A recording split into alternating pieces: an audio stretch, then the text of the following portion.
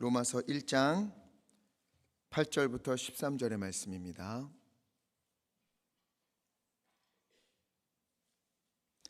8절로 13절의 말씀 함께 읽겠습니다. 먼저 내가 예수 그리스도로 말미암아 너희 모든 사람에 관하여 내 하나님께 감사함은 너희 믿음이 온 세상에 전파됨이로다. 내가 그의 아들의 복음 안에서 내 심령으로 섬기는 하나님이 나의 증인이 되시거니와 항상 내 기도에 쉬지 않고 너희를 말하며 어떻게 하든지 이제 하나님의 뜻 안에서 너희에게로 나아갈 좋은 길 얻기를 구하노라. 내가 너희 보기를 간절히 원하는 것은 어떤 신령한 은사를 너희에게 나누어 주어 너희를 견고하게 하려 함이니 이는 곧 내가 너희 가운데서 너희와 나의 믿음으로 말미암아 피차 안위함을 얻으려 함이라. 형제들아, 내가 여러 번 너희에게 가고자 한 것을 너희가 모르기를 원하지 아니하노니 이는 너희 중에서도 다른 이방인 중에서와 같이 열매를 맺게 하려 함이로되 지금까지 길이 막혔도다. 아멘. 아멘. 오늘은 1일 부흥회로 진행합니다. 우리 강사 목사님은 제가 대학원에서 설교학을 배운 설교학을 가르쳐 주신 스승님이십니다. 설교가 그러니 엄청나겠죠? 기대 많이 하시고 또 오늘 하나님께서 크신 은혜 주실 줄 믿습니다. 우리 이우재 목사님 나오실 때 큰 박수로 환영해 주시기 바랍니다.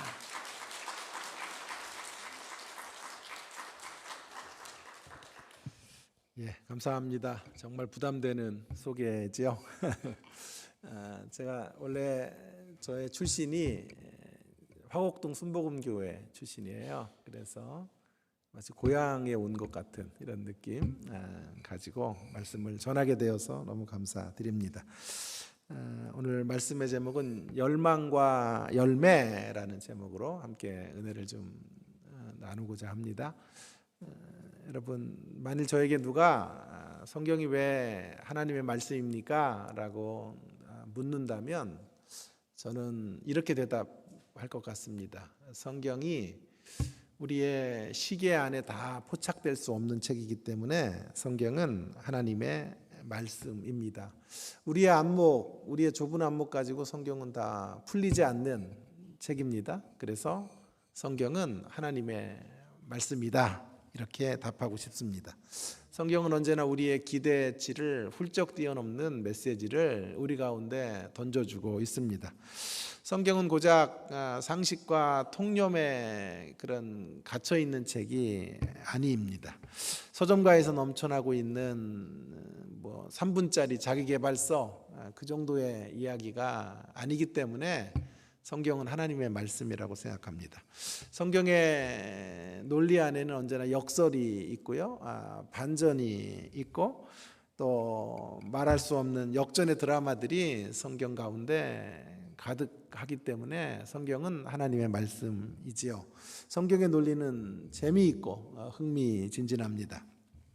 또한 성경은 우리가 한 번도 가보지 않은 세계로 저와 여러분을 늘 초대하고 있는 책입니다. 성경은 예기치 못한 각도, 도저히 그런 각도에서는 하나님이 일하실 수 없다고 생각되어지는 그런 죽은 각도를 뚫고 들어오셔서 허를 찌르는 말씀으로 우리에게 다가오기 때문에 성경은 하나님의 말씀이다, 이렇게 말하고 싶습니다. 여러분, 오늘 본문도 바로 그런 성경의 어떤 특성을 유감없이 발휘하고 있는 말씀 중에 하나라고 생각이 듭니다. 우리의 어떤 좁은 안목으로는 이 말씀을 다 담아낼 수 없을 만큼 풍성하고 또 우리의 상식을 깨고 우리의 통념의 벽을 넘어서는 그런 말씀이 우리가 함께 읽은 이 본문 말씀이라고 말할 수 있겠습니다. 여러분, 이 본문 말씀의 주제는 여러분 성경에 보시면 바울의 로마 방문 계획 이렇게 쓰여 있죠. 바울이 로마를 방문하려고 하는 그런 계획에 대한 이야기다라고 하는 것인데요. 바울은 왜 로마 교회를 방문하고 싶었을까요? 로마 교회 관광하기 위해서 로마 교회를 가려고 했던 것이 아니지요. 로마 교회를 방문하려고 하는 가장 큰 이유는 로마 교회를 통해서 이제 이방인 선교의 교두보를 확보하려고 했던 것입니다. 이방인 선교, 바울이 자신의 사명으로 붙잡았던 것인데요. 로마 교회가 중심이 되어 로마 땅을 변화시키고, 사실 꿈꿨던 것은 스페인으로 가려고 했던 거예요. 스페인 선교를 가려고 하는데 후원 교회가 필요했죠. 그래서 로마 교회를 통하여 그 일을 이루고 싶었던 사도 바울은 이제 로마 교회 교인들을 꼭 만나서 자신의 취지와 목적을 알려주고자 했던 것입니다. 그렇기 때문에 이 로마 교회를 방문하려고 했던 이 계획은 매우 중요한 것이었어요. 로마서 안에 이 중요성을 이렇게 말하고 있는데요. 오늘 본문에만 있지 않아요. 이 로마를 방문하려고 했던 계획이요.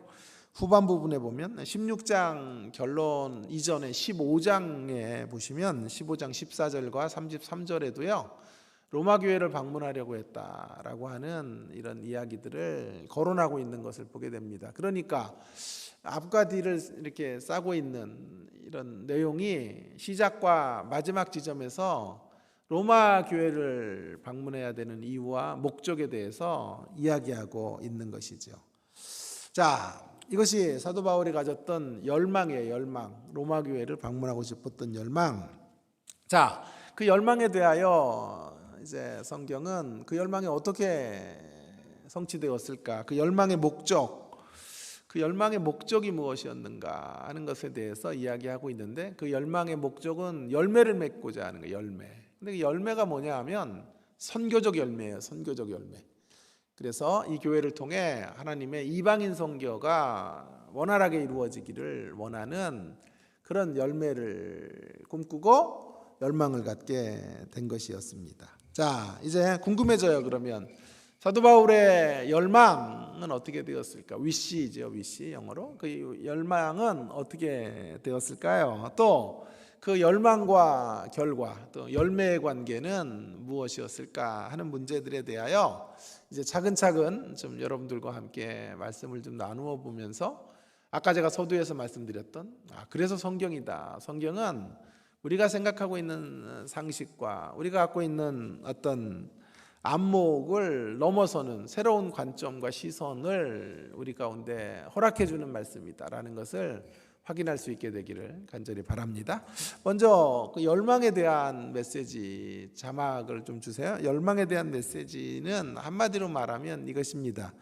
우리의 열망이 때로 저와 여러분이 가지고 있는 이 열망이라고 하는 게 때로 막힐 수 있다라고 하는 것을 성경은 말해주고 있는데요. 자, 예를 들어서 이 열망이요. 이 열망이 제가 PPT를 드렸는데 안 띄워지네. 자, 이 우리의 열망이 때로 막힐 수 있다. 힘든가요?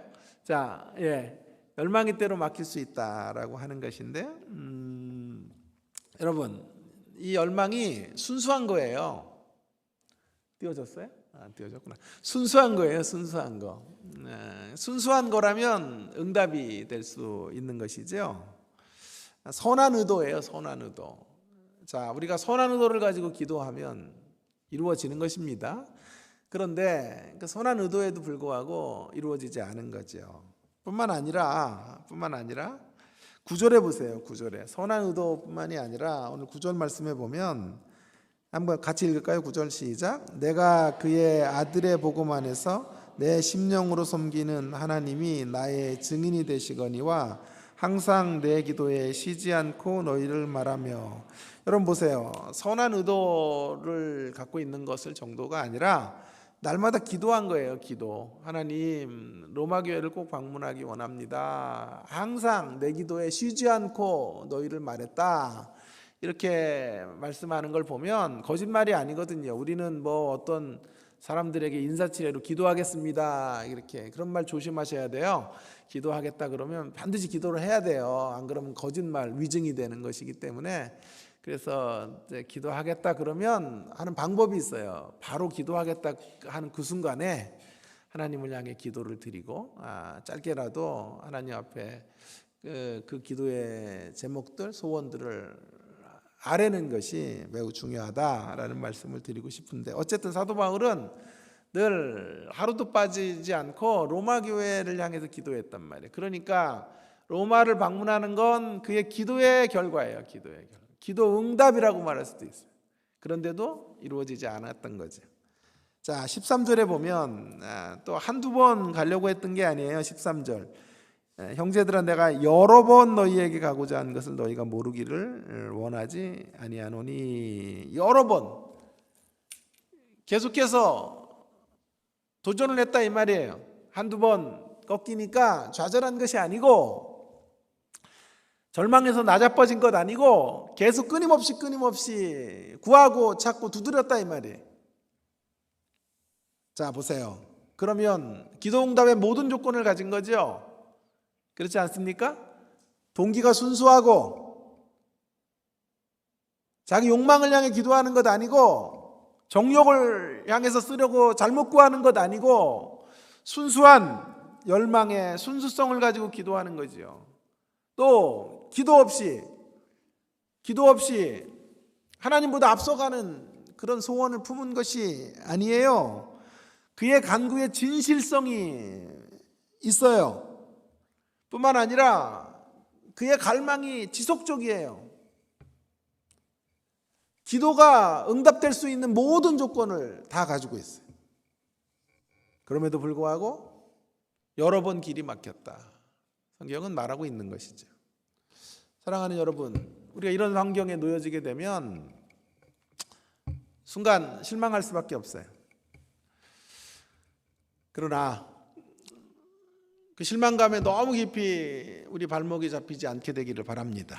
오히려 그런 시간 가운데 내가 하나님을 향해 순수하게 기도하고 열망하고, 또 기도로 하나님보다 앞서가지 않았고, 또 여러 번 계속해서 끊임없이 끈질기게 하나님을 향하여 간구하는 기도의 제목들이 그런 제목일지라도 거절될 수 있다는 것이 성경의 가르침인 거예요. 그때 우리가 순간순간 낙심할 수밖에 없지만, 그러나 큰 실망감에 종노릇하지는 않아야 된다라고 하는 것입니다. 왜냐하면 우리는 그런 자리에서 한 가지를 확인하게 돼요. 뭘 확인하게 되냐 하면, 우리 하나님이 우리가 가지고 있는 열망보다 크신 분이시다. 우리의 선한 의도의 거절은 하나님이 우리의 계획보다 크신 분이라는 것을 확인시켜주는 시간이에요. 우리가 소원하고 우리가 기도하는 제목보다 하나님의 계획이 더 크신 분이기 때문에, 더 위대하기 때문에, 때때로 우리의 기도의 제목들이 아무리 순수하고 아무리 기도와 함께 드려진 것이고 또 끈질기게 간구하는 것일지라도 응답이 지연되거나 응답되지 않는 경우들이 생기게 되는 것입니다. 여러분, 내가 원하는 것을 다 이룰 수 있다면 기독교 신앙으로 하나님은 우리의 종이지 우리의 주인이 아니에요. 우리가 하나님의 종이지, 우리가 주권자가 아니에요. 주권자는 우리 하나님이시고 주인은 우리 주님이신 줄로 믿습니다. 그래서 우리는 그분의 뜻을 따라갈 수밖에 없는 것이죠. 하나님은 단지 우리의 소원 성취를 위해서만 존재하는 분이 아니시다. 그러기에 말씀드리고 싶은 것은요, 우리의 선한 의도가 거절될 때에도 여러분 낙심하지 마시고, 그때는 우리의 방향을 이런 쪽으로 좀 돌리시면 좋겠어요. 선한 의도가 좌절될 때 우리가 받들어야 될 선한 의도가 있다. 선한 의도로 받들어야 될 교훈과 플랜이 그 안에 있다라는 것을 인정하고 끝까지 걸어가셔야 돼요. 선한 의도가 좌절될 때 다시 한번요, 선한 의도로 받들어야 할 그분의 교훈이 있고 그분의 플랜이 있다는 것을 인정하며 나아가셔야 돼요. 한 두 가지 예를 들어보겠습니다. 하나는 모세의 예입니다. 모세. 여러분, 모세는 글쎄요, 100년에 한 번 나올까 말까한 지도자. 저는요, 매년 나올 수 있는 이런 목사, 교수이고요. 모세는 100년에 한 번 나올까 말까한 정말 하나님 역사의 소중한 출애굽의 역사를 가능케 했던 사람이었죠. 모세의 간절한 열망이 뭔지 아세요? 가나안에 들어가는 거죠. 가나안에 입성하는 게 모세의 열망이었단 말이에요. 근데 어떻게 됐나요? 40년 동안 가나안을 향하여 이제 열망을 품었지만 광야에서 죽어요. 그죠? 그러면 모세의 열망이 좌절된 건가요? 이 대목을 좀 생각해 볼 필요가 있단 말이에요. 모세의 기도 제목이 순수했음에도 불구하고 그건 뭐 개인적인 욕망 때문에 가나안에 들어가려고 하는 거 아니었거든요. 그리고 오매불망 날마다 기도하고 또 도전하고 40년 도전한 거예요. 그럼에도 불구하고 가나안의 입성이 좌절되었단 말이에요. 그랬으면 실망함과 비통함의 자리에 떨어질 수밖에 없었을 텐데 그렇지 않아요. 신명기 34장 7절에 보시면 모세가 죽을 때의 모습이 기록이 되어져 있는데요. 신명기 34장에는요. 모세가 죽을 때 나이 120세였으나 그의 눈이 흐려지지 아니하였고 기력이 쇠하지 아니하였더라. 여러분 모세가 어떻게 죽었냐 하면 그의 눈이 흐려지지 않았고 기력이 보통 쇠해서 죽는 건데 기력이 쇠하지 않은 채 부름을 받으신 거예요. 그러니 모세의 죽음이 매우 영광스럽다 이런 뜻이에요. 매우 복스러운 죽음이다. 저는 부모님이 연로하시지만 다행스럽게 살아계세요. 그래서 늘 밤에 전화가 오거나 하면 정말 심장이 떨어질 것 같이 놀래요. 여러분도 그런 경험들을 하실 텐데요. 아니 그냥 낮에도 전화가 오시면 덜컥 겁이 나고 어떤 일이 또 벌어졌나 막 이런 생각을 해서 전화를 받는 게 너무 두려운 그런 시간들을 지나는데 부모님들을 위해 이제 기도할 때 그분들의 임종을 위해서 제가 기도한다고요. 하나님 이 땅을 잘 사시다가 어떤 임종이 좋을까 이런 기도를 제가 하게 되는데 봄에 돌아가시라 그러면 좀 너무 아쉽잖아요. 봄은 그래서 따뜻할 때는 왜 돌아가셔야 되는 게 또 여름은 너무 덥고 또 가을은 쓸쓸하고 겨울은 또 눈도 오고 땅도 얼고 뭐 길도 안 좋고 그러니까 춥고 그러니까 이게 어느 계절에 하나님 불러주세요 이런 기도도 참 힘든 기도고 어떻게 사시다가 돌아가셔야 됩니까? 평안히 그냥 잠자다가 돌아가시는 거 좋다고 얘기하지만 항상 그런 건 아닌 것 같아요. 그렇게 돌아가신 자녀들은 되게 섭섭하대요.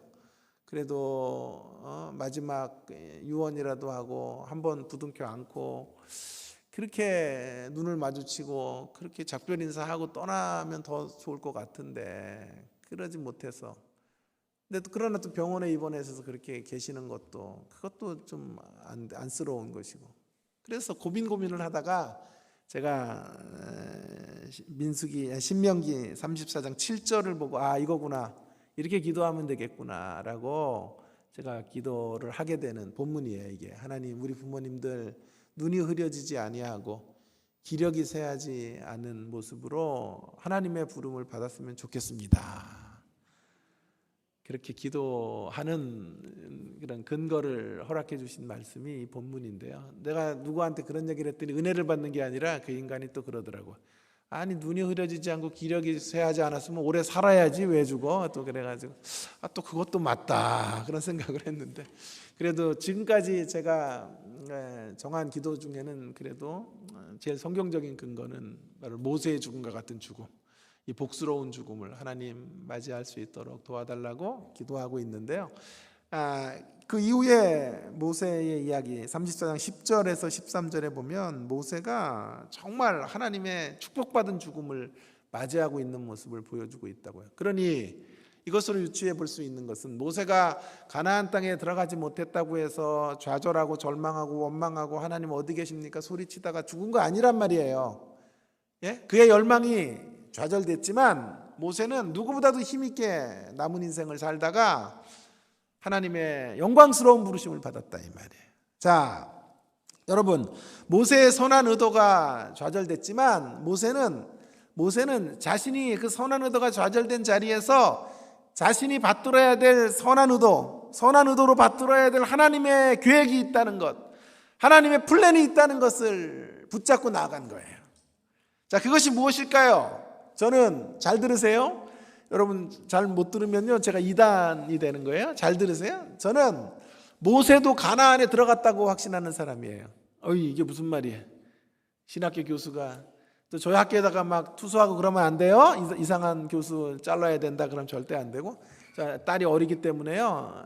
가늘고 길게 오래 살아야 돼요. 그래서 신중해야 되는데, 자, 이런 단어를 썼네요. 자, 모세도 가나안에 들어갔어요. 가나안에는 여호수아와 갈렙만 들어갔는데요. 그 세대 사람들, 그죠? 근데 모세가 들어갔다는 말은 무슨 도발적 표현인가? 예, 말씀드리고 싶은 거니까요. 모세가 가나안에 들어갔는데 장소적 가나안에 들어간 건 아니죠. 공간적 가나안에 들어간 건 아니죠. 그러나 모세는 관계적 가나안, 심령적 가나안에 들어간 사람이에요. 가나안을 누린 사람이에요. 가나안의 땅에 들어가는 것보다 중요한 건 가나안의 풍성한 하나님의 역사들을 심령으로 맛보고 경험하고 체험하고 체득하고 살아가는 게 더 중요한 거예요. 여러분, 죽어 천국에 들어가는 것보다 중요한 것, 그것만큼 중요한 건 여기 임한 천국을 누리며 사는 거예요. 이 땅에 하나님의 나라가 현존하고 계세요. 저와 여러분 가운데 주의 나라가 임했어요. 여기서 그 하나님의 나라의 능력을 맛보셔야죠. 하나님 나라의 영광 가운데 사셔야죠. 하나님 나라가 우리를 붙잡아 주시는 그 강력한 능력들을 경험하셔야 되죠. 그래서 모세는 비록 장소적인 가나안에 들어가지는 못했지만 하나님과 깊은 사귐의 관계 안에서, 코이노니아의 교제의 관계 안에서 풍성한 가나안을 누리고 맛보고 경험하고 그 가나안의 삶이 어떤 것인지를 자신의 전 존재로 증명했던 사람, 그가 모세인 줄로 믿습니다. 여러분, 이러한 측면에서 우리의 꿈이 좌절될 때에도, 우리의 선한 의도가 응답되지 않을 때에도 선한 의도로 받들어야 될 하나님의 계획이 있다 이 말이에요. 가나안의 땅에 들어가지 못해도 가나안을 살아내는 것을 보여줘야 돼요. 그것이 모세를 향한 하나님의 선한 계획이었고 모세의 부르심이었다 이 말이에요.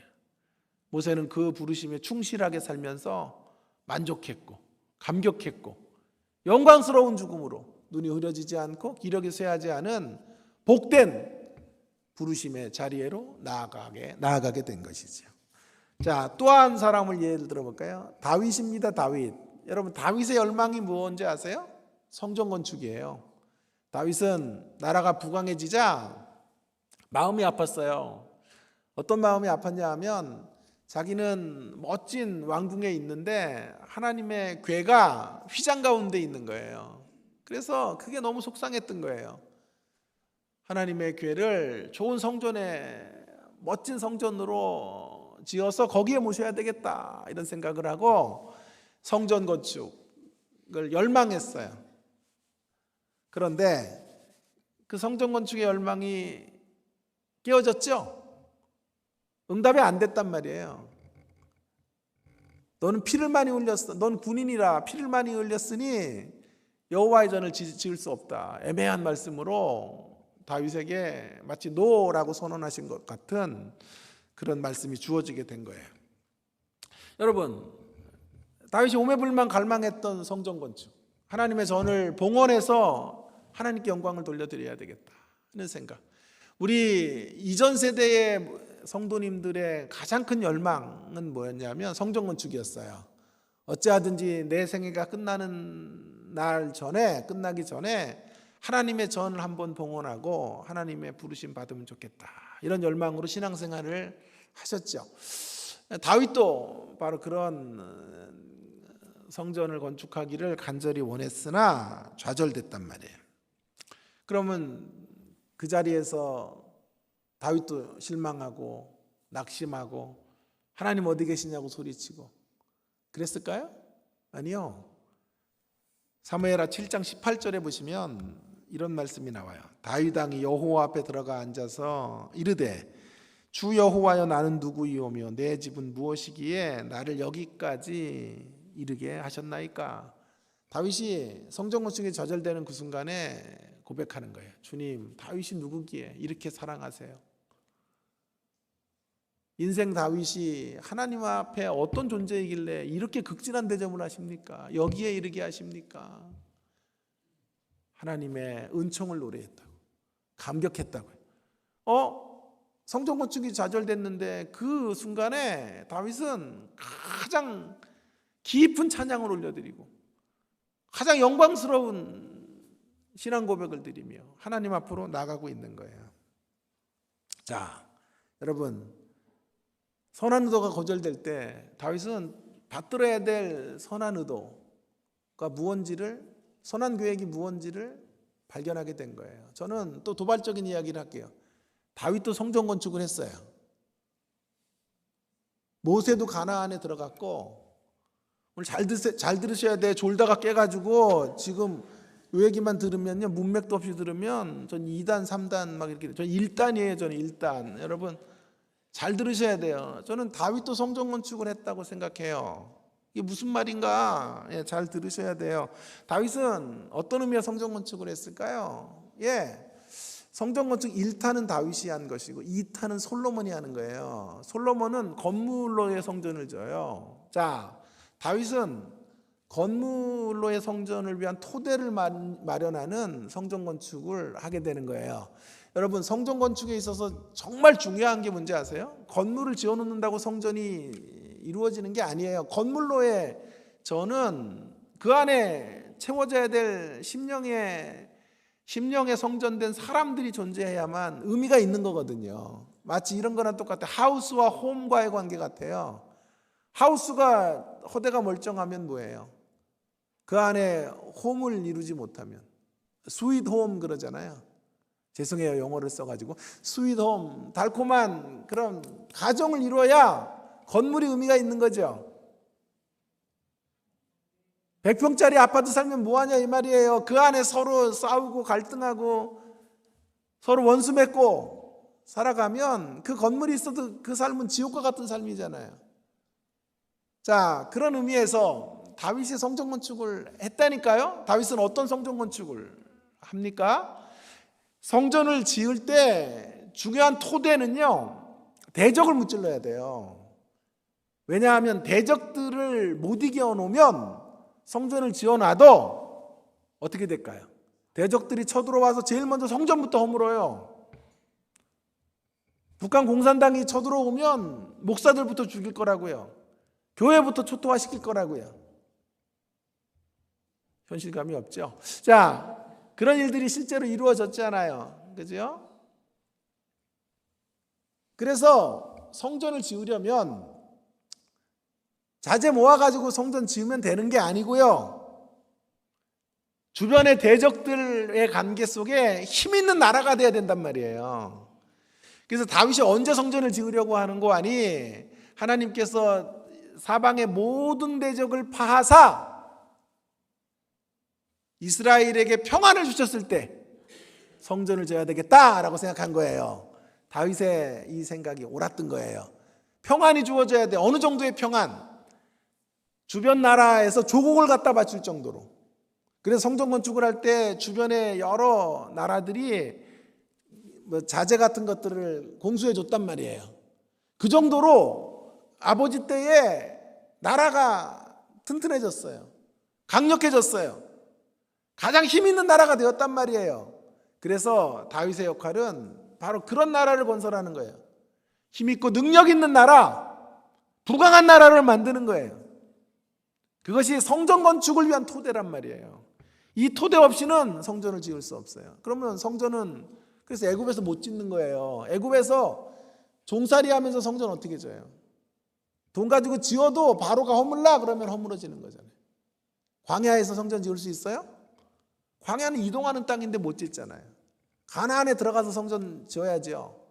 들어가자마자 사사시대를 만나죠. 혼돈과 자기 소견에 옳은 대로 살아가는 삶의 시대, 그런 시대 가운데 어둠의 시대를 경험하기 때문에 못 져요. 사울왕 때는요. 사울왕 때 지을 수 있었는데 사울은 정신병자잖아요. 다윗 죽이는 거, 나라를 힘있게 만드는 게 아니라 다윗을 죽이는 일에 열광했던 사람, 혈안이 됐던 사람. 그러니 나라꼴이 말이 아니었죠. 성전 못 짓는 거예요. 다윗 왕이 되어 초기 때 못 져요. 도망 다녔는데요. 10년 동안 사울 피해서 도망 다니고.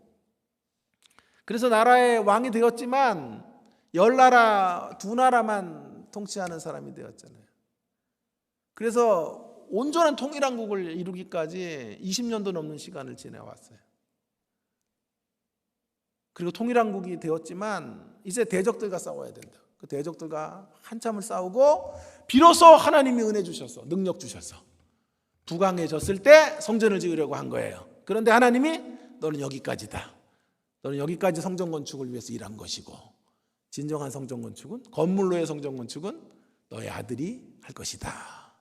그러니까 감격하는 거예요. 그래서 감격하는 거예요. 하나님 감사합니다. 저를 사용해 주실 뿐만이 아니라 저의 아들을 사용해 주시고 아들의 아들들을 통하여 영원히 다윗의 위가 견고하게 하실 것이라고 하는 약속을 주셨단 말이에요. 그래서 어쩌면 다윗은 털도 안 뽑고 하나님의 축복을 다 받아 먹은 사람이야. 마음만 들였어. 실제로 성전을 짓고 이러려면 얼마나 힘들어요. 여러분, 목사님들, 은퇴하신 목사님들 얘기하잖아요. 성전 건축 2번 하라면 난 목사 못한다고. 개척교회 다시 하라면 목회 못한다고. 그 정도로 힘들고 어려운 거예요. 교회가 이렇게까지 성장하기까지 여러분, 이 뒤안길에 수많은 이들의 수고 헌신이 있어서 여기까지 온 거예요. 다시 교회 개척해서 이렇게 시작해라 못한단 말이에요. 저희 어머님은 아버지가 얼마나 핍박을 하고 사셨는지 어머님의 최고의 욕이 뭔지 아냐 그래요. 다시 20살 되게 해줄 테니, 20살에 결혼하셨거든요. 네 아버지랑 다시 살라 그러면 그건 최고의 욕이에요.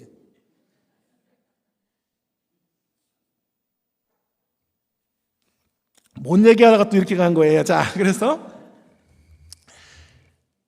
여러분, 그 성전 건축을 이제 위해서 다윗은 마음만 품었다고, 마음.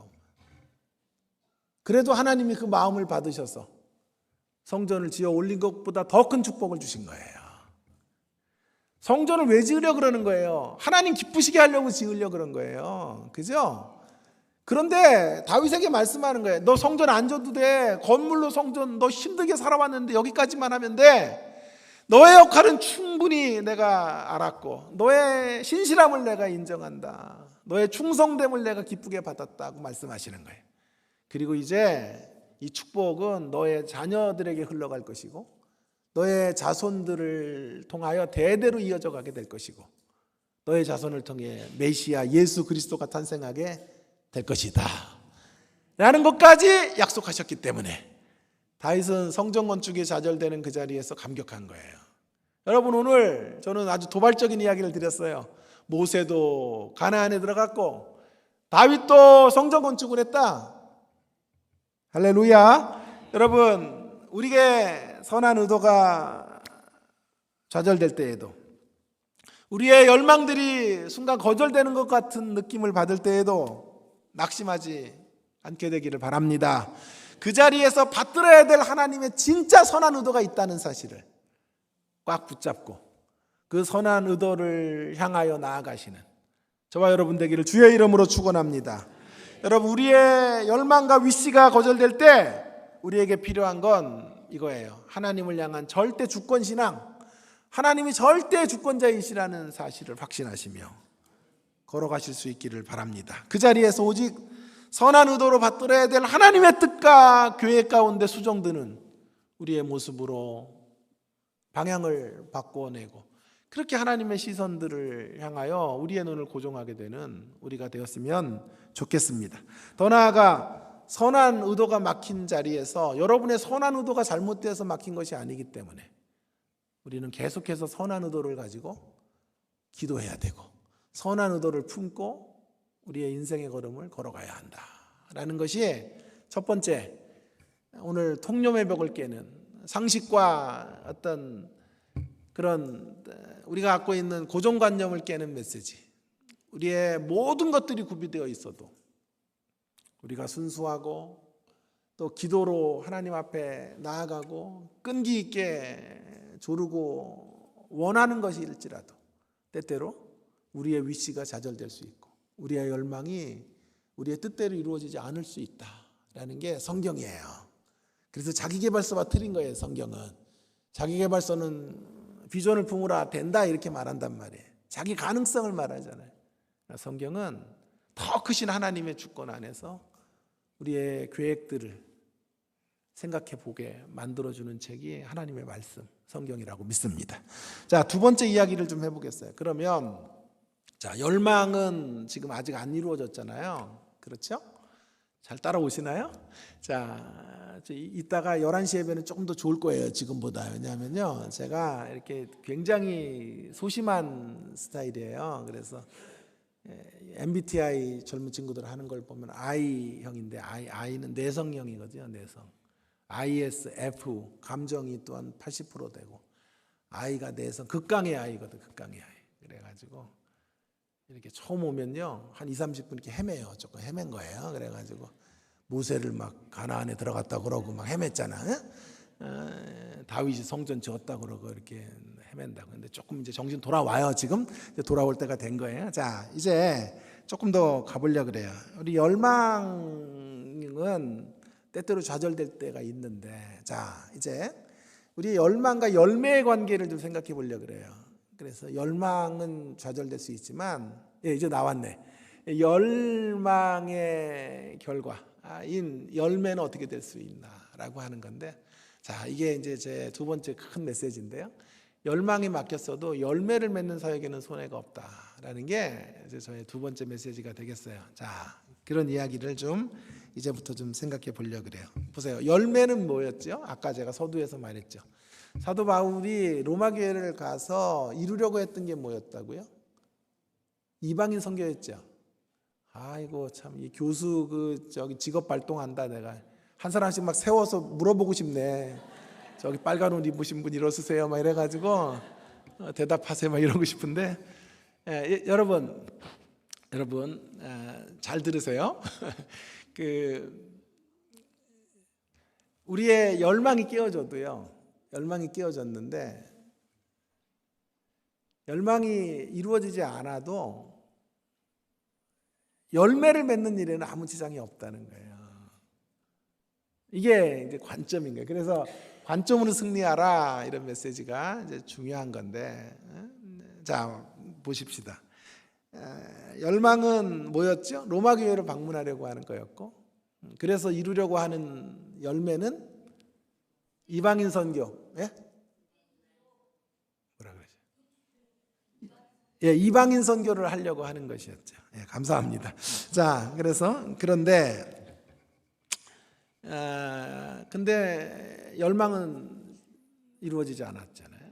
그러면 열매는 어떻게 되었을까? 예, 열매는 이루어지고 있어요. 이미 이루어지고 있어요. 그래서 열매의 시작, 열매의 과정, 열매의 결과를 한번 보겠습니다. 먼저 열매의 시작은요. 열매의 시작은 로마 교회의 소문이 잘 나요. 로마 교회가 소문이 잘 났어요. 그랬죠? 8절에 보세요. 8절. 8절에 한번 같이 읽어볼까요? 8절을 시작.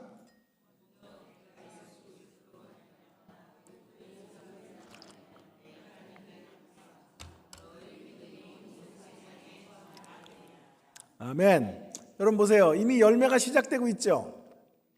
열매가 이루어지려면, 자, 이방인 선교가 이루어지려면 소문이 잘 나야 돼요. 교회 소문이. 이 사람들이 가서 복음을 전해도 교회가 늘 분쟁 중에 있고 서로 미워하고 반목하고 질시하면 뭐라 그러겠어요? 세상이 너희나 잘해라, 너나 잘해, 그렇게 복음을 받아들이지 않겠죠.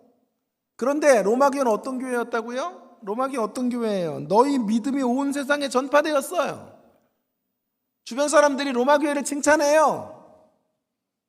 이 지역의 주변 사람들이 예광교회를 칭찬하고 좋은 교회야 라고 말하고 있는 거예요. 그래야 복음이 전달될 수 있는 거라 이 말이에요. 로마 교회를 향한 선교적 열매가 이미 시작됐어요. 사도 바울이 가기도 전에 하나님의 역사는 출발했다고요. 이 로마 교회는 사도 바울이 개척한 교회가 아니에요. 누군가에 의해서 개척이 되었는데 이미 주변에 좋은 소문들이 나게 된 거예요. 자, 두 번째, 그 과정. 열매가 시작됐고 그 과정은 어떻게 되었을까요? 열매가 이루어지는 과정. 로마 교회로 가려고 했지만 좌절됐잖아요. 근데 그 좌절되는 순간에 사도 바울이 계속 좌절되자 뭘 했는지 아세요? 로마서를 쓰게 된 거예요. 할렐루야. 여러분, 만약에 내가 원할 때 쑥 이루어졌으면, 처음 기도에 로마로 갈 수 있었으면 로마서가 기록이 안 돼요.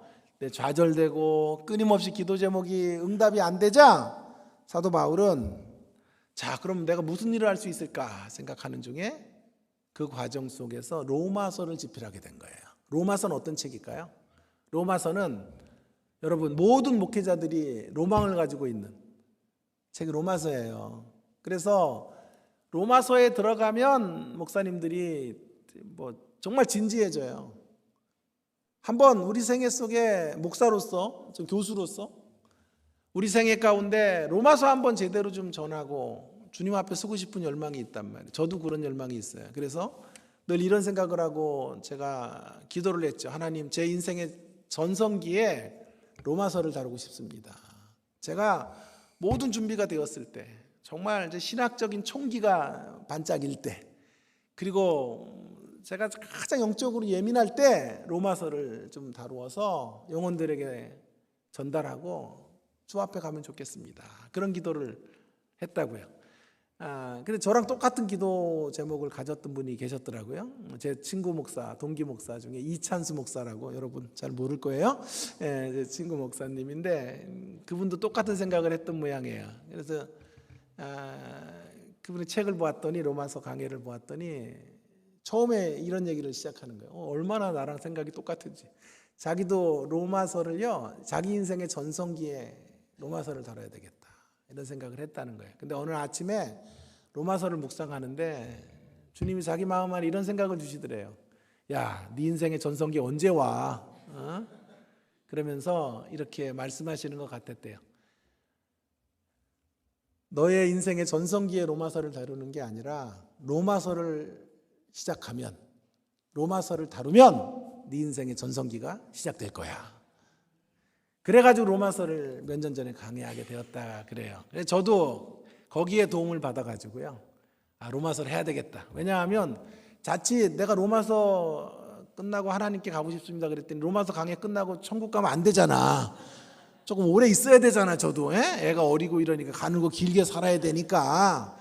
그래서 제가 기도를 바꿨어요. 하나님, 제가 로마서를 다룰 테니까 로마서를 다룰 때 제 인생의 전성기가 오게 하시고, 또 풍성하게 120살까지 로마서를 누리고 맛보고 경험하고 펼치고 로마서를 교제하고 로마서를 세계 만방에 전파하고 가게 해 주십시오. 그래가지고요, 작년 겨울에서부터 제가 로마서 강해를 시작한 거예요.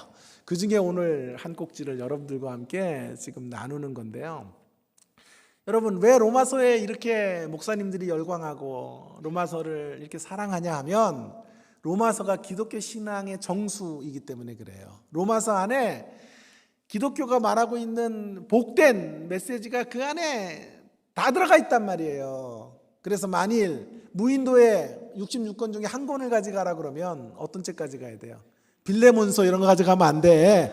빌레몬서가 잘못됐더니 한 장짜리 이런 거 가져가면 안 되고, 유다서 이런 거 가져가면 안 되고요. 한 권 가지고 무인도에 갈 수 있다면 로마서 가져가야 돼. 로마서. 그만큼 로마서는 기독교 신앙의 핵심과 정수를 우리 가운데 말해주는 책이에요. 그 책이 언제 마련됐다고요? 언제 기록됐다고요? 그 책이 기도의 응답이 좌절되는 그 순간에 쓰여지게 된 거예요. 할렐루야. 그의 열망은 응답이 안 됐지만 열매의 사역은 계속되고 있는 거예요. 하나님의 위대한 열매는 지금 마련되고 있는 거예요. 여러분, 그래서 로마 교회를 준비시키는 거예요. 로마서를 통해 로마 교회를 복음으로 잘 준비되어져서 이방인 선교의 교량 역할을 하고, 이방인 선교의 선교 어떤 베이스 캠프가 되도록 하나님께서 로마서를 쓰게 하신 거란 말이에요. 이 신묘막측한 하나님의 역사가 그의 기도가 막히는 자리에서, 그의 소원들이 이루어지지 않는 자리에서 펼쳐지게 되었다.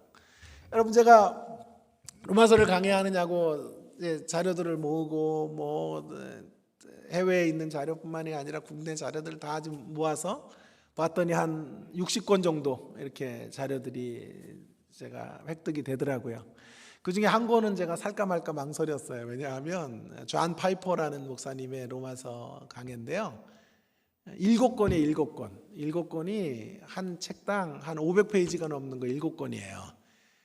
근데 가격이 얼마나 세겠어요. 한 권당 뭐 몇만 원 되니까 이게 한 30만 원 돈이 넘는 거예요. 그래서 아무리 교수라도 이게 참 그렇게 한 번에 30만 원 쓰고 와이프한테 무사하기가 쉽지 않거든. 그래가지고 고민을 한 거예요. 그리고 어떻게 해야 될까 그러다가 하나님, 제가 존 파이퍼 목사님의 책 7권을 읽다가 단 한 편이라도 강단에서 그걸 가지고 말씀을 그 비달에서 그 책상 안에서 설교할 수 있다면 30만 원, 40만 원이 아깝지 않습니다. 그렇게 생각하고 샀어요. 사가지고 제가 보았는데 깜짝 놀란 거예요. 그 로마서 7권을요 교회에서 가르쳤는데 자그만치 16년 동안 주일 예배에 교회에서 가르친 거예요. 로마서 몇 장까지 있어요? 16장까지 있으니까 1년에 한 장씩 가르친 거예요. 교회 안 와도 돼. 52주 중에 한 2번만 와도 맨날 1장이야. 1장을 잘 넘어가지 않아. 1장 1절 가지고 10번, 20번씩 하고 이렇게 한 거예요. 여러분, 너무 지나칠 정도로 로마서에 이렇게 애정을 갖는 이유가 있어요. 로마서가 그렇게 깊은 책이기 때문에 그래요. 예? 그래서 16년을 여러분 생각해보세요. 여러분이 16년이라는 세월 동안 교회 왔는데 맨날 로마서만 들었다고 생각해보세요. 어느 교회 그런 교회 있어요. 목사님 3분이, 원로 목사님 후임자, 또 다른 후임자가 3분이 이렇게 계속 이어져 가셨는데 주일은 로마서만 했다네. 그래가지고 성도들은 로마서만 들었대잖아요. 한국 교회뿐만이 아니라 세계 교회 모두 이 로마서의 사랑이 이렇게 충만한 이유는 뭐냐면 로마서가 깊은 책이고 로마서가 기독교의 모든 엑기스를 담아낸 책이기 때문에 그래요. 근데 그 로마서가 어디서 쓰여졌다고요? 이 영광스럽고 복된 로마서가 그의 열망이 끼어지는 그 자리에서 완성이 된 거예요. 그러니 하나님의 열매는 손해가 없는 거예요. 우리의 기도 응답이 안 됐다고, 내 열망이 이루어지지 않았다고 하나님의 거대한 우리를 향하신 계획들이 무너진 건 아니라 이 말이에요. 마지막 결과는 뭐죠? 열매의 결국이 어떻게 될까요? 여러분, 로마가 기독교를 국교로 인정해요. 할렐루야. 로마가 기독교를 국교로 인정하는 거는 여러분 교회사 교수한테 물어봐야 돼. 그게 좋은 점입니까? 나쁜 점입니까? 물론 부정적으로 보는 사람도 많아요. 어떤 게 부정적일까요? 국교가 되니까 로마의 황제가 기독교를 믿으라고 공포하고 힘 있는 자들이, 정치가들이 전부 기독교인이면 어떤 문제가 벌어질까요? 부정적인 건 이런 거잖아요. 밑에 예수 믿기도 싫은데 상사 눈치 봐가지고 교회 가는 거예요. 그러니까 종교인들이 만들어지는 거예요. 진정한 리얼 크리스찬이 생기는 게 아니라 종교인들이 만들어지는 일들이 벌어진 거. 이런 거는 단점이지만 그럼에도 불구하고 기독교가 국교로 되는 것이 긍정적인 면도 있잖아요. 이단들이 더 이상 발을 붙일 수 없고 교회 핍박의 시대가 종결됐단 말이에요. 여러분, 지금 그런 기독교가 국교로 승인된 것에 대한 교회사적인 이야기를 좀 하려는 게 아니고, 제 이야기의 골자는 뭐냐 하면 로마가 기독교를 국교로 승인할 때 그 역할을 누가 했을까? 그 일의 길목에 누가 쓰였을까요? 로마 교회가 일목을 했을 거다. 아멘 나올 줄 알았어요. 저는 로마 교회가 큰 기여를 했을 거예요. 하나님의 열매의 사역은 중단 없이 계속되어져서, 자, 사도 바울이 로마 교회에 방문하는 그 열망이 이루어지든 이루어지지 않든 하나님의 열매는 시작됐고, 그 열망이 막혀 있는 듯해 보이는 시간 속에 로마서가 쓰여졌고, 또 나중에 포로로, 죄수로 사도 바울이 로마 교회로 가요. 그래서 로마 교회에 성령의 불이 붙어요. 그리고 그 로마 교회를 통하여, 물론 로마 교회만 그 일을 하지는 않았겠지만 로마 전 국가가 기독교를 국교로 승인하는 놀라운 역사가 이루어지게 된 것입니다. 사랑하는 여러분, 다시 강조합니다. 그렇다면 여기 우리의 상식과 통념을 깨는 메시지가 여기 안에 있죠. 우리의 열망이 막혔어도 열매 맺는 하나님의 사역에는 아무런 손해가 없다라고 하는 것입니다. 그렇다면 이제 우리 삶에 대한 새로운 계산법을 좀 가지고 여러분 좀 바라볼 필요가 있을 것 같아요. 너무 근시안적인 계산으로 여러분 계산하지 않게 되기를 바랍니다. 새로운 계산법이 필요하다라고 하는 것입니다. 여러분 우리의 기도 제목들이 우리가 기도하는 것이 즉각적으로 응답되고 안 되는 것 가지고 너무 일희일비하지 않게 되기를 바랍니다. 하나님 내 기도 이거 안 들어주셨어. 그래서 하나님 난 사랑하시지 않는 모양이야. 이렇게 좌절하지 않게 되기를 간절히 바랍니다. 내 기도 응답이 실패했다고 함부로 말하지 않게 되기를 바랍니다. 하나님이 내 기도에 연락하지 않으셨다고 그렇게 말하지 않게 되기를 바랍니다. 여러분 그 좁은 안목으로 우리의 기도 응답을 판단해서는 안 되는 것이죠. 그것은 열망의 측면에서 바라보는 거예요. 열망의 측면에서는 내 열망이 이루어지지 않은 거예요. 그러나 이제 우리의 시선을 어느 쪽에 고정해야 되냐 하면 열매의 측면에서 우리 기도 응답을 다시 바라볼 수 있게 되기를 바랍니다. 비록 내가 계획한 것은 이루어지지 않았지만 하나님의 우리를 향한 플랜은 계속 이루어지게 된 거예요. 그렇기 때문에 우리의 기도 응답이 좌절된 것이 결코 아닌 거지요. 여러분 그래서 우리는 넓은 안목에서 관점에서 기독교 신앙을 이해해야 되고 하나님의 섭리를 받아들여야 되고 하나님의 인도하심을 생각하며 신앙생활을 해가야 되는 것입니다. 선교적 열매의 관점으로 보면 사도 바울은 결코 실패한 것이 아니고 그의 기도가 거절당한 것이 아닌 거죠. 그 선교의 역사, 선교의 열매를 맺어가기 위한 과정 속에 그의 기도가 지연되어진 것뿐인 거죠. 그 지연의 과정 속에 아까 얘기했던 절정은 로마서를 쓰게 해서 이방인 선교를 그저 열심으로 하는 교회가 아니라 복음 안에서 감당할 수 있도록 복음을 깊이 깨달은 사람들로 그 사역을 이루어 가도록 하나님은 준비하고 계신 거예요. 사랑하는 여러분, 하나님의 이끄심에 대한 우리의 계산법이 이제 좀 달라지기를 바랍니다. 더 거대하고 궁극적인 목적지까지를 염두에 두고 하나님의 인도하심을 생각하고 바라보는 우리의 안목들이 열리기를 주의 이름으로 축원합니다. 우리의 목적지는 영광스러운 새하늘과 새 땅입니다. 저와 여러분은 모두 승리자의 반열에 서게 될 거예요. 찬란한 금빛으로 완성되어질 거예요. 존귀한 진주들이 되고 보석들이 될 거예요. 그런 관점에서 본다면 오늘 우리가 갖고 있는 열망들이 이루어지느냐 이루어지지 않느냐는 사실 그렇게 중요한 게 아니에요. 우리의 궁극적인 안목에서 보면 우리의 고난도 다 그 역사를 위해 쓰여지는 도구에 불과한 거예요. 그러므로 실패와 성공, 우리 인생을 그런 식으로 이분법으로 바라보지 않아야 돼요. 막힘과 응답이라는 이분법으로 볼 것이 아니고요. 저와 여러분의 인생을 하나님의 이 큰 완성의 여정 속에 들어와 있는 어떤 존재로 바라보면서 그 하나님의 전체 여정 속에 궁극적인 여정의 끝은 새하늘과 새 땅이 될 것이고 위대한 승리의 자리, 영광스러운 자리에 이르게 될 거예요. 근데 그 여정 속에 하나님께서 여러 가지 재료들을 통해서 우리를 이끌어 가신다고요. 승리라는 재료도 주시고 햇볕 쨍쨍 내려쬐는 날도 주시고 또 비 오는 날도 주셔요. 기도 응답이 막힐 때도 있는 거예요. 기도 응답이 막힐 때 하나님이 여러분을 버리신 게 아니고요. 더 큰 계획 속에 우리가 지금 그 재료들이 쓰여지고 있는 거예요. 여러분의 열망이 좌절되는 것도 하나님의 큰 여정 속의 일부예요. 어쩌면 그게 있어야 로마서가 만들어지는 거예요. 그게 있어야 하나님을 깨닫게 되기 때문에 기도 응답이 때때로 막히게 되는 거예요. 큰 여정.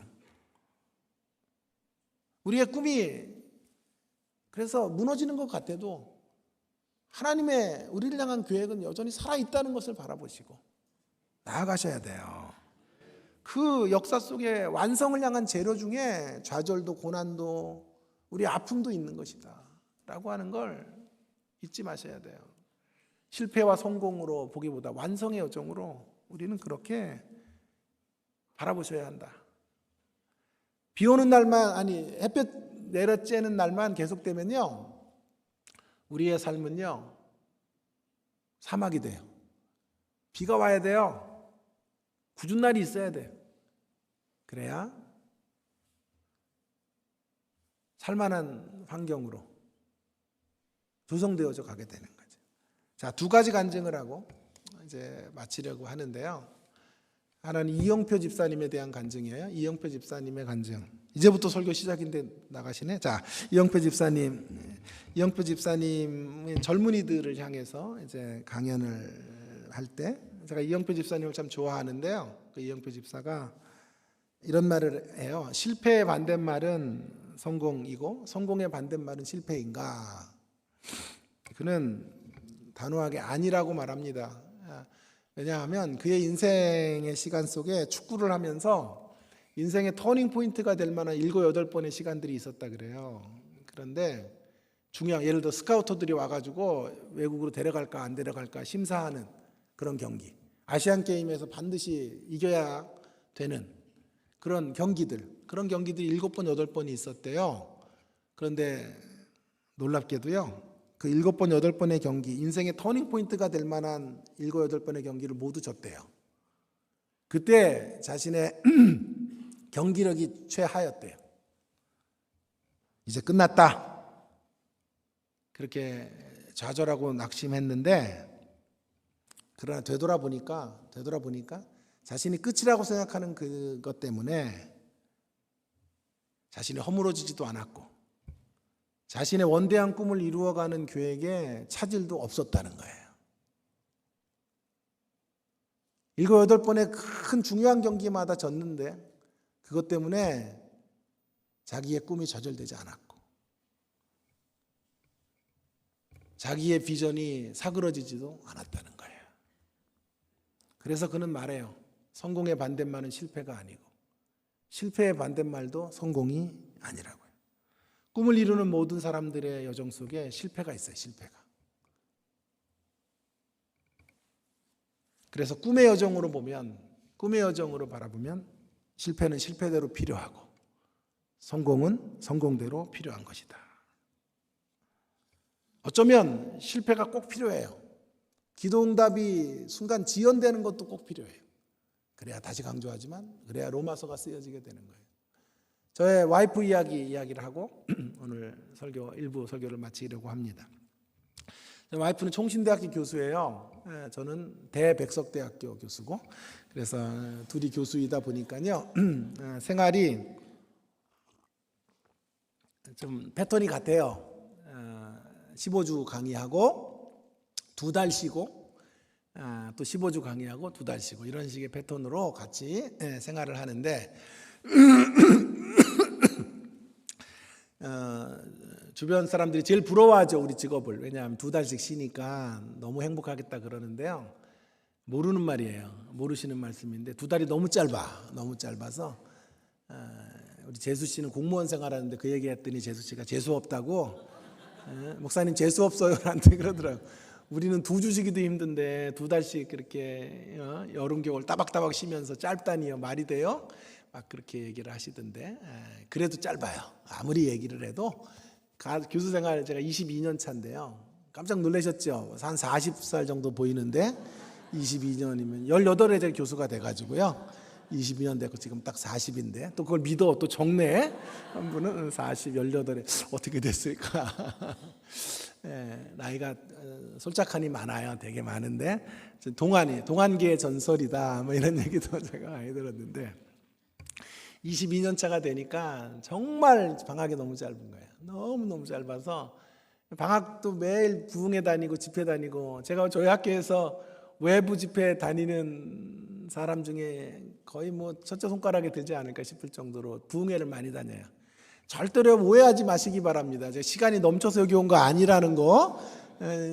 다른 분들 약속들을 다 뒤로 하고, 목사님 아시죠? 그래서 뒤로 하고 거절하고, 처음에는 못 간다 그랬다가 제가 아무래도 목사님 얼굴이 생각이 나고 제가 홈페이지 들어와서 보면서 꼭 와야 되겠다 그래가지고 다른 교회를 무르고 온 거예요. 잘났다는 얘기인데. 자, 그래서 그러다 보니까 이제 방학도 쉴 시간이 없어요. 늘 집회에 대한 부담 이런 거 가지고 사니까. 그래서 이제 와이프랑 방학 중에 한 이틀 정도는 소위 말해서 멍 때린다 그러잖아요. 아무것도 하지 말자. 우리 아무것도 하지 말고 그냥 멍하게 있자, 멍하게. 그 전에는 물론 기도도 열심히 하고 막 금식도 하고 이러는데 한 이틀 정도는 그런 사치를 좀 부리자 그래가지고 아무것도 하지 않아요. 고민거리도 다 없는 그런 시간들을 갖는데 우연찮게 그래서 TV를 보게 됐어요. 그 시간에. 물론 TV만 보는 건 아니에요. 기도도 하고 하는데 OBS라는 인간극장 재방송을 보는데요. 거기 참 재미나는 이제 내용이 나오는 거예요. 프랑스 여자분인데 한국 남자가 사진을 공부하러 이 프랑스에 가서 유학 중에 이 프랑스 여자분과 만나서 결혼을 했는데 한국에 와서 살기로 한 거예요. 그래서 단원구 그 세월호 때 제일 많이 피해봤던 그 가난한 동네거든요. 그 동네가 그곳에 이제 남자가 이제 살게 되면서 거기서 사는데 사진으로는 먹고 살 수가 없으니 고민을 하다가 이 여자분이 프랑스에 빵이 유명하니까 빵 만드는 기술을 배워가지고 맘즈 카페라는 카페를 연 거예요. 그래서 거기 유치원 다니는 애 하나를 낳고 알콩달콩 사는 이야기가 나온 거예요. 너무 재밌어가지고 5부까지 그냥 단숨에 보았는데요. 늘 웃음을 잃지 않고 살아요. 돈도 못 벌어. 손님도 별로 없어.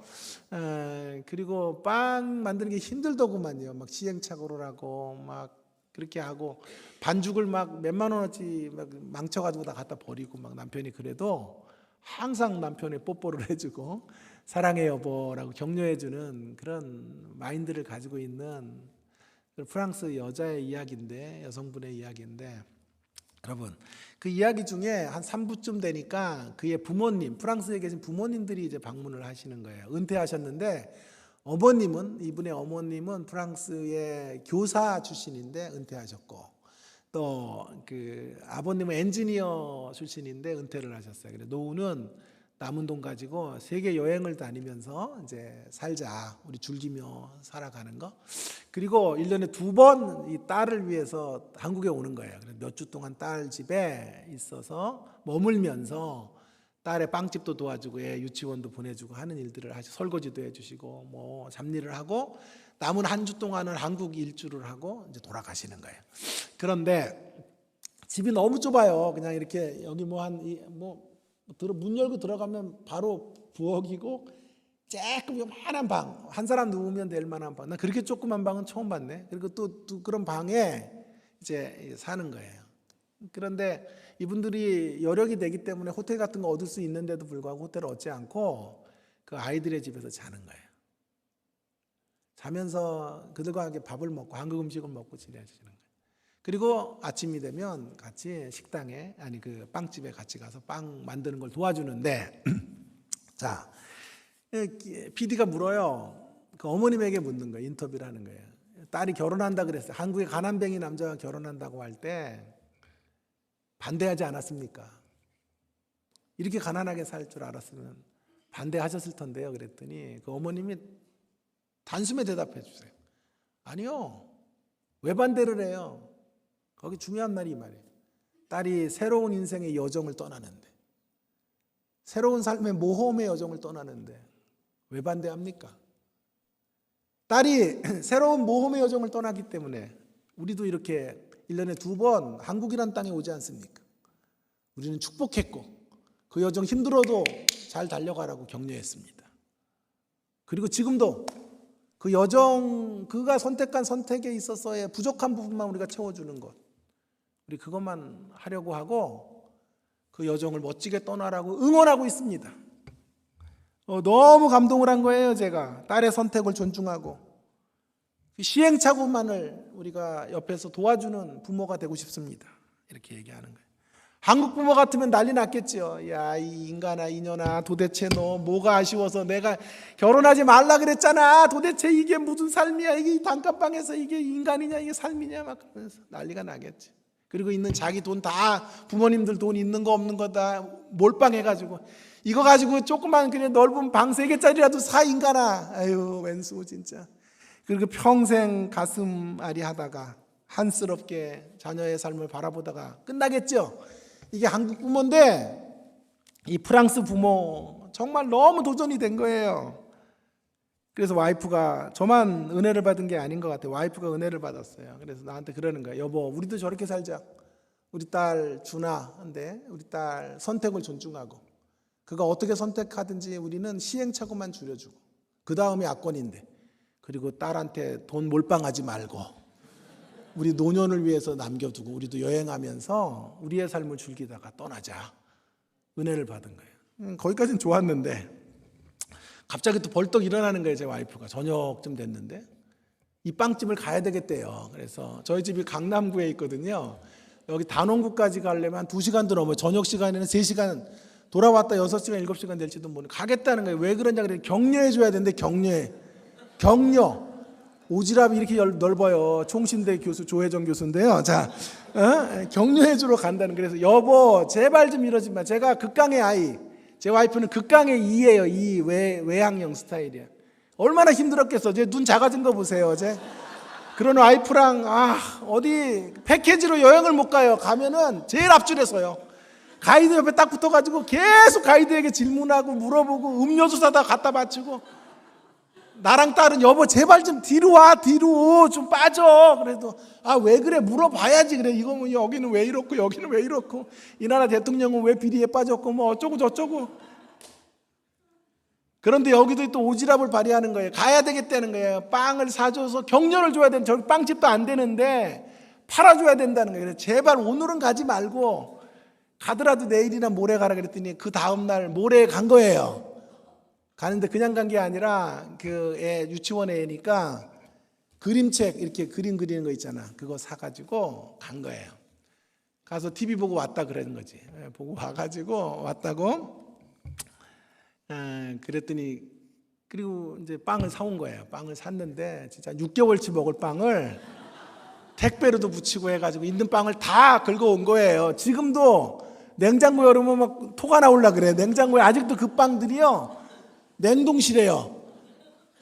아직도 7, 8개가 들어가 있어요. 언제 먹을지 잘 몰라. 주님 오실 때까지 먹어야 되는데 어쨌든 그래가지고 이제 빵집에 갔는데 깜짝 놀라는 거예요. 프랑스 여자분이. 그러면서 어떻게 그걸 보고 오셨냐고. 그래서 저 같은 사람 많이 오지 않냐 그랬는데 이분이 이런 얘기를 하더래요. 그 방송이 6년 전 거예요. 6년 전 거. 우리가 6년 전 거를 보고 그게 엊그제 건 줄 알고 간 거야. 그랬더니 애는 지금 6학년이야. 6학년. 그래서 그림책 그냥 가지고 왔대네. 민망해가지고 가져오고 6년 전 거 보고 오지랖을 떤 거예요. 그래서 지금 많이 바뀌고 장사도 좀 잘 되고 빵 만드는 달인이 돼가지고 효모빵 같은 걸 가지고 아주 인지도가 높은 명물이 그 지역의 명소가 되었다 그래요. 그래서 얼마나 웃겼는지 몰라요. 여러분 어쨌든 그런 여자랑 산다라는 거는 알아두시고 이따가 인사할 때 따뜻하게 좀 해주세요. 예? 얼마나 불쌍해 제가. 자, 그래서 제가 여러분 이 이야기에서 강조하려는 건 모험의 여정을 떠나는 거예요. 여정, 큰 여정. 저와 여러분 모두 여정을 떠나고 있어요. 하나님의 큰 원대한 모험의 여정 속에 우리가 초대된 인생이에요. 여러분 이 여정 속에 좌절도 있고 실패도 있고 기도 응답이 막히는 때도 있고 때때로 길바닥에 앉아 울 때도 있어요. 비 오는 날도 있는 거예요. 그러나 큰 틀에서 보면 실패가 아니에요. 더 큰 안목으로 보면 이 모든 과정들이 필요한 것이고 이 모든 과정들이 하나님이 우리를 세워가시는 역사 속에 재료가 될 수 있다라는 것을 믿으시고 더 큰 시선과 안목으로 우리 인생을 바라볼 수 있는 눈이 열리게 되기를 주의 이름으로 축원합니다. 이제 한 1분만 더 해볼게요. 1분만. 자, 오늘 이 위시와 우리의 열망과 열매 사이에 이제 우리가 존재하는 방식에 대한 이야기를 잠깐 해보려고 그래요. 상호 격려로 나아가자. 이게 내 포인트인데요. 무슨 말이냐 하면, 자, 우리의 열망이 때때로 좌절될 때 하나님의 열망이 좌절돼도 열매의 역사는 이루어진다고요. 근데 그 열매가 우리 가운데 잡힐 때까지, 열매가 우리 가운데 실체가 될 때까지 기다리기가 힘들다고요. 그래서 사도 바울은 우리가 그런 과정 속에 어떻게 살아야 되는지를 알려주려고 그래요. 그게 바로 서로 격려하며 살아가는 거예요. 12절에 보세요. 12절에. 이 교회를 향해 가려고 했던 이유 중에 큰 이유가 12절에 있어요. 시작. 한번 같이 읽겠습니다. 시작. 이는 곧 내가 너희 가운데서 너희와 나의 믿음으로 말미암아 피차 아니함을 얻으려 함이라. 여러분, 내가 너희에게 가서 신령한 은사를 11절에 주려고 했다 그래요. 그런데 그게 오해가 될 것 같으니까 12절에 말하는 거예요. 아니, 내가 뭐 대단한 거 주려고 한다는 게 아니라 피차 위로를 받으려고 가려 그래. 나는 너희들을 통해 위로받고 너희는 나를 통해서 위로받는 상호 격려 가운데서 서로 배우는 공동체를 이루어가기 위해서 나는 너희들에게 가고 싶다고 말하는 거예요. 사도 바울은 우월적 위치에서 그들을 가르치려고 하지 않았어요. 그가 원하는 건 서로 함께 지어져 가는 거예요. 피차 아니함을 얻고 함께 부둥켜 앉는 거예요. 여러분, 빌립보 2장 3절에 보면 서로를 나보다 서로를 낮게 여기라. 낮게. 낫이 아니에요. 지읒이 아니에요. 시옷이에요. 시옷. 서로를 나보다 낮게 여기는 게 아니라 낮게 여기요. 낮게. 서로를 낮게 여기기를 바랍니다. 서로 존귀하게 여겨주시기를 바랍니다. 여러분, 여러분의 옆에 계신 분들은 모두 나에게 선생님들이에요. 나를 가르치는 사람들이에요. 나에게 없는 한 가지, 나에 있는 어두움을 밝히는 한 자락의 촛불들이에요. 다 강점 하나씩 있어요. 그 강점들을 배우라. 나보다 신앙 연수가 짧아도 그분에게 강점이 있어요. 그거 배우라고 주신 선물들이라고 인정하시고 서로 함께 공동체 안에서 아름답게 반목과 질시 서로 원망하지 말고 서로 배워가며 서로 존중하며 서로를 존귀한 자로 대접하고 그렇게 함께 상호 격려하는 가운데 지어져가는 저와 여러분 되기를 간절히 바랍니다. 하나님의 역사가 우리에게 열매로 주어질 때까지 우리 이 길을 걸어가십시다. 여러분, 신앙은 개인적이에요. 하나님 앞에 개인적으로 나가야 되지만 사적이진 않아요. 인생의 풍랑 앞에 견딜 수 있는 장사는 없어요. 기도가 좌절되는 순간에 그거 버틸 수 있는 사람은 없어요. 그래서 우리에게 공동체를 주신 거예요. 공동체 안에서 서로 단단히 붙어 있으라. 하나가 되어라. 공동체를 통해 위로받고 격려하면서 뿌리 내려라. 그 뿌리 내리기 위한 공동체가 예광교회입니다. 이곳에서 깊이 뿌리를 내리시고 우리 새로 오신 목사님과 함께 아름다운 관계들을 서로 만들어 가면서 그렇게 우리의 열망이 좌절되는 순간순간을 만날 때에도 하나님의 큰 관점, 하나님의 열매의 역사가 계속되는 것들을 바라보시고 응시하는 가운데 서로 격려하고 위로하고 함께 부둥켜 안고 서로 지어져 가게 되는 아름다운 공동체로 주 앞에 쓰임받는 순복음 예강교회 되기를 주의 이름으로 축원합니다. 축원합니다.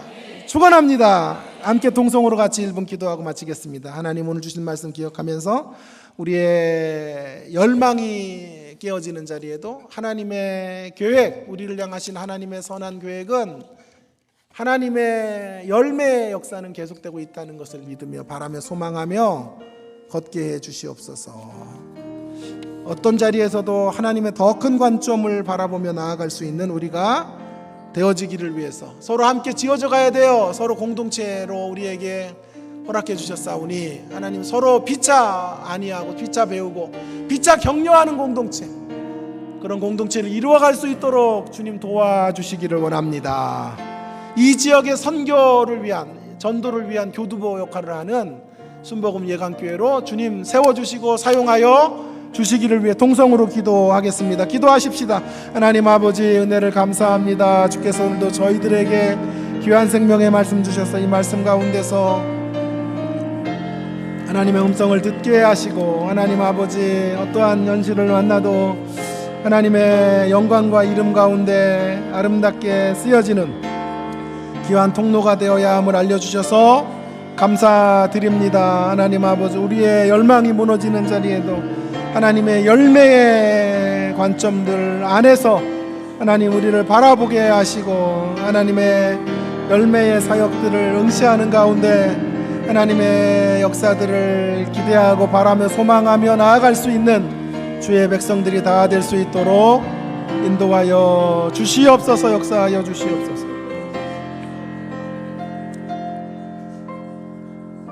하나님 아버지, 오늘도 귀한 생명의 말씀 이 아침에 주셔서 감사합니다. 때로 우리의 열망이 좌절될 때에도 하나님 낙심하고 절망하지 않게 하시고 우리를 향하신 하나님의 더 큰 계획은 여전히 움직여가고 있고 우리를 향하신 하나님의 꿈은 이루어져 가고 있는 것을 믿음으로 바라보는 저희들 되게 하여 주시옵소서. 우리의 시선을 하나님에게 고정하게 하시고 하나님의 선한 열매의 역사들을 바라보는 안목들을 저희들에게 주셔서 우리의 삶 속에 이루어지는 작고 큰 기도 제목들이 응답되지 않는 것 가지고 일일비하지 않게 하시고 크신 하나님, 위대하신 하나님, 주권자이신 하나님을 바라보며 믿음의 행보를 계속해 나아가는 저희들 되게 해 주시기를 간절히 원합니다. 우리 서로 격려하며 살게 하시고 서로를 남을 낮게 여기는 저희들 되게 해 주시고 서로 위로하고 서로 부둥켜 안으며 함께 지어져 가는 순복음 예간 교회가 되도록 복의 복으로 함께하여 주시옵소서. 감사합니다. 예수님 귀하신 이름으로 기도합니다. 아멘.